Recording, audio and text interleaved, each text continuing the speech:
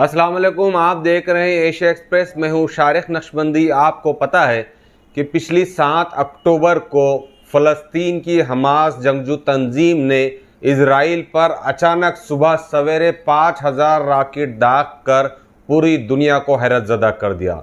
न सिर्फ दुनिया को हैरत ज़दा कर दिया बल्कि इजराइल के अचानक ही जो है तो होश उड़ा दिए। और इजराइल का जो एक पूरा इंटरनेशनल लेवल पर एक हवा बनी हुई थी कि इजराइल के पास एक बेहतरीन दुनिया का डिफेंस सिस्टम है। इजराइल के पास अपनी खुद एक इंटेलिजेंस मोसाद नाम की एक ऐसी एजेंसी है जो परिंदे के पर मारने से पहले उसको अंदाज़ा हो जाता है कि कहाँ पर क्या होने जा रहा है। लेकिन हमास ने जिस तरीके से इजराइल के ऊपर सुबह सवेरे तड़के 5000 से ज़ायद मिसाइल दाग कर मोसाद और इजराइल के तमाम दावों की खलाई खोल के रख दी। उसके बाद जो हुआ, आपको हर डे टू डे, हर आर्ली बेसिस के ऊपर या हर मिनट मिनट पर आपको सोशल मीडिया के ज़रिए हर चीज़ का, हर वाक़े का अपडेट मिलता ज़रूर आ रहा है। आज हम बात करेंगे फ़लस्तीन और इजराइल से मुतालिक भारतीय मीडिया की। जी हाँ दोस्तों, भारतीय मीडिया का एक दूसरा नाम से तो आप ज़रूर वाकिफ़ है कि जिसे गोदी मीडिया के नाम से कहा जाता है।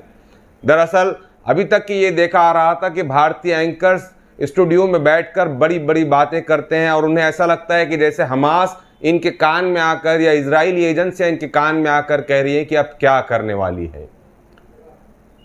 7 अक्टूबर को जैसे ही हमास ने इजराइल के ऊपर हमले किया, उसके ठीक 2 दिन बाद कुछ इंडियन चैनल्स के रिप्रेजेंटेटिव्स, रिपोर्टर्स ने इजराइल का रुख किया और इजराइल में अपनी होटल्स के शेल्टर रूम में पनाह लेकर या फिर ज़्यादा से ज़्यादा होटल से बाहर निकलकर एक रोड पर खड़े रहकर रिपोर्टिंग करके अपनी ही पीठ थपथपाने लगे कि हम ग्राउंड जीरो से रिपोर्टिंग कर रहे हैं। दोस्तों, दरअसल पत्रकारिता का मकसद ये होता है, पत्रकारिता का तरीक़ा ये होता है, यानी जर्नलिज्म, सहाफ़त का तरीक़ा ये होता है कि आपको किसी भी वाक़े के हर पहलू को जनता के सामने रखना होता है। लेकिन इन दिनों हो क्या रहा है भारतीय मीडिया में? भारतीय मीडिया में यह हो रहा है कि यहाँ के भारत के पत्रकारों ने, जिन्हें इजरायली सरकार की तरफ से पूरी सुरक्षा यानी पूरी हिफाजत दी जा रही है, उन्हें इजराइल बुलाया गया है या ये लोग खुद यहाँ से वहाँ पर अप्रोच हुए हैं और इजराइल के महफूज मकामात पर खड़े रह के रिपोर्टिंग कर रहे हैं और बता रहे हैं कि हम ग्राउंड जीरो से रिपोर्टिंग कर रहे हैं। इस वक्त जितने भी भारतीय पत्रकार इजराइल से रिपोर्टिंग कर रहे हैं, ये इश्कलॉन शहर से रिपोर्टिंग कर रहे हैं जो इजराइल के अंदर आता है।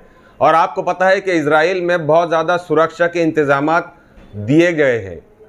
पत्रकारिता अगर वाकई इन भारतीय पत्रकारों को करने का इतना शौक़ है तो इनकी जिम्मेदारी है कि जहाँ जहाँ मुतासरा इलाके हैं उन मुतासरा इलाकों का यह दौरा करे।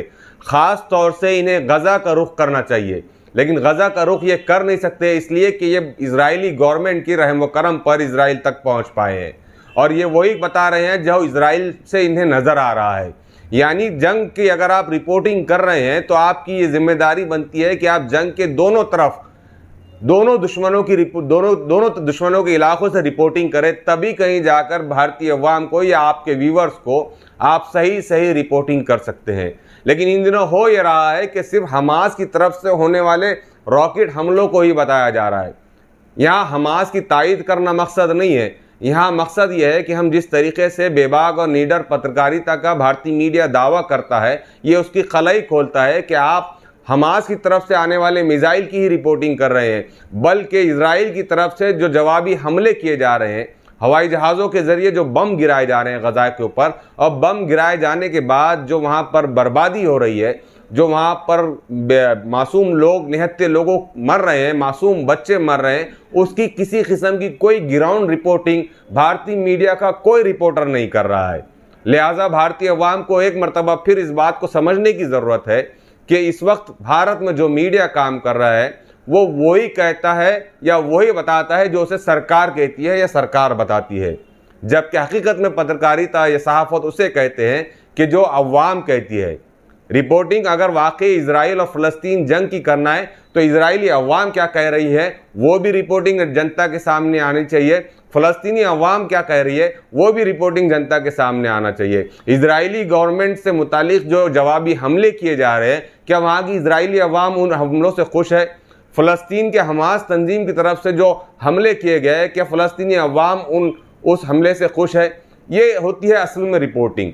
लेकिन हो ये रहा है कि यहाँ पर इजरायली सरकार जितना इनको परमिशन दे रही है उतनी देर के लिए ये लोग बाहर निकलते हैं अपनी होटल से, दूर से खड़े खड़े कैमरामैन से कहते हैं कि शूट कर ले, थोड़ी दूर भागते दौड़ते हुए ड्रामा कर रहे हैं और फिर फौरन भागते हुए शेल्टर हाउस में पनाह ले रहे हैं। ये रिपोर्टिंग नहीं होती है। रिपोर्टिंग ये होती है कि आपको जंग ज़्यादा इलाकों में खुद जाकर, आपको जंग से मुतासिर लोगों से बात करके वहाँ होने वाले नुकसानात, वहाँ होने वाली दवाओं की किल्लत, वहाँ होने वाली पानी की और ग़िज़ाओं की, फूड की किल्लत से मुतालिक होने वाले नुकसानात और असरात को आपको बताना पड़ेगा। फिर चाहे वो फ़लस्तीन में होने वाले असरात हो या चाहे फिर इजराइल में होने वाले असरात हो, आपको दोनों ही तरफ के असरात को से अवाम को वाकिफ़ करवाना पड़ेगा। तभी कहीं जाकर आप सच्ची पत्रकारिता कर रहे हैं। बहरहाल पत्रकारिता करने का एक नाटक, एक ढोंग तो भारत में आप लोग आए दिन देखते ही रहते हैं। ठीक यही पत्रकारिता, सरकार को खुश करने वाली पत्रकारिता या किसी एक समाज को जालिम बताकर किसी दूसरे समाज को मजलूम बताकर करने वाली पत्रकारिता का ये जो भारतीय मीडिया वहाँ पर जाकर भी यही कुछ कर रहा है जो उसे वहाँ की सरकार बताने को कह रही है। बहरहाल सोशल मीडिया का दौर है, आप भी अपनी आंखें खुली रखिए, अपने कान खुले रखिए और देखते रहिए कि क्या चल रहा है सोशल मीडिया पर। अगर आपको वाकई फ़लस्तीन और इजराइल से मुतालिक जंग का एनालिसिस करना है, उसका तज्जिया करना है, तो आपकी जिम्मेदारी है कि आप अलग अलग पहलुओं से बताने वाले मीडिया चैनल्स को फॉलो करें, सोशल मीडिया प्लेटफॉर्म्स को फॉलो करें। तभी कहीं जाकर आपको जंग की असल कहानी आपके सामने आ सकती है और आपको हालात से वाकफियत हो सकती है। वरना यहाँ तो वही गोदी मीडिया का रोल आप देख चुके हैं कि गोदी मीडिया वही बताता है जो सरकार कहती है। अब चाहे फिर वो सरकार भारत सरकार कहे या फिर इजराइल सरकार कहे। तो ये था एक शॉर्ट बुलेटिन भारतीय मीडिया के इजराइल फ़लस्तीन जंग में किरदार पर। हमने एक शॉर्ट बुलेटिन, एक तज्जिया आपके सामने पेश करने की कोशिश की है। उम्मीद है आपको ये ज़रूर पसंद आया होगा। कल इंशाल्लाह एक नए टॉपिक के साथ आपसे फिर मुलाकात होगी। शुक्रिया।